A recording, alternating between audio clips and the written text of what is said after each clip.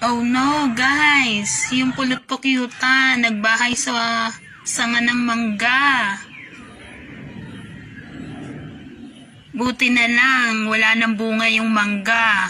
Kaso nakakatakot, nakahabol daw yan eh. Ang dami na nila oh.